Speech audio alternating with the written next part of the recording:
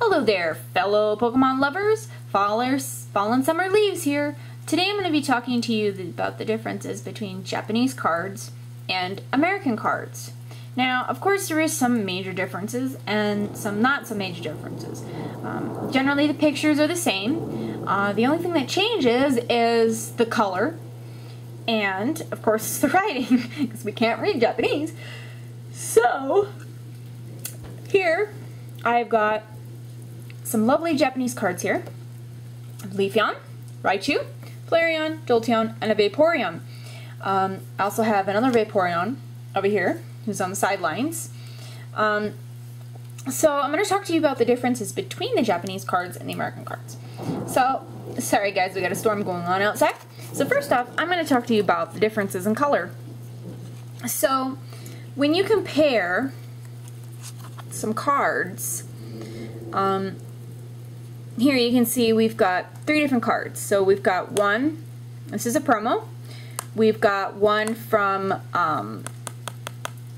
the X and Y series, or the new Team Plasma Freeze, I think it is. Team Plasma Freeze? Yeah, Team Plasma Freeze.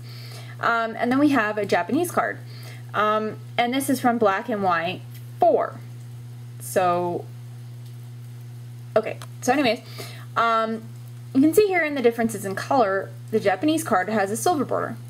This one, of course, because it's a Team Plasma Pokemon, has a blue border, and our American cards have a yellow border. Okay, so that's one of the major differences. Other than this is just because it's a Team Plasma, but I put it in there because it's pretty and it's blue. But the major differences in just regular old general Pokemon cards that don't have any special teams or anything: yellow, silver. Now, of course, everything is pretty much going to be the same in terms of like pictures and stuff. When you have the same card, it's just the writing and the colors and the little bit of the text changes. Now, when you pull these cards out and you feel the cards, the Japanese cards actually have a very nice, kind of a very glossy texture to them. They don't feel like normal American cards. They're really smooth. They also seem a little bit lighter, even though they seem about the same weight as a American card, which I was pretty shocked about, because they seem, about the same strength, but they do seem lighter. I don't know if the Japanese cards have that black paper in the middle of them. I don't want to rip any of these apart to find out, but American cards have a black piece of paper that's in between the 2 layers of outer shell paper. It's basically like, a copyright thing to prevent people from copying the cards and, of course, selling them. But I don't know if the Japanese cards do that, but overall, these, they're really nice. They feel really, just in general, good quality. Now, an interesting thing about Japanese cards is here in America, we get, 10, 11 cards per pack for about $4.18, something like that. Now, the Japanese, they've only get 5 cards per pack, and they run about $1.50 in American dollars. Now, the interesting thing is that, they're not guaranteed a rare, like we are. We're guaranteed a rare in every pack, whether it could be a holo or not, but they're not. They don't guarantee a rare. It's just luck or chance. Now, also with the American cards and the Japanese cards, if you turn the card over, the American card, we have the regular blue border and, this. But their cards have the old style, special limited edition cards that we had here in America with this border, but all the Japanese cards are like this. And this is much cooler, if you ask me, this really cool gold border business.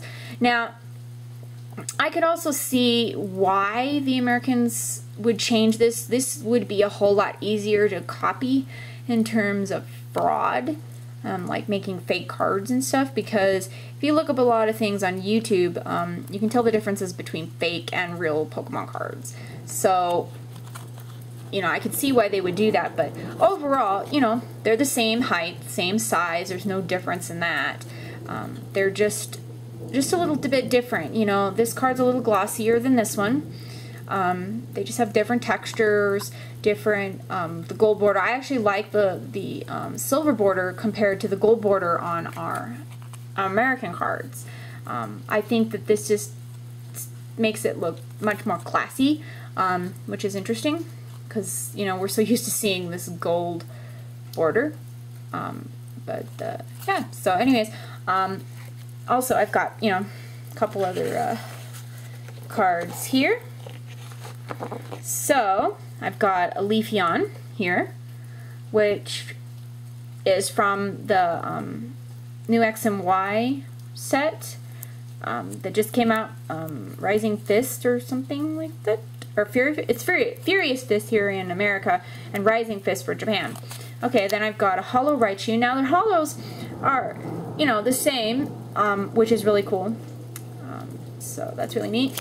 I've got a Flareon, a Jolteon, and an e-reader Japanese card. Now this one is actually much different.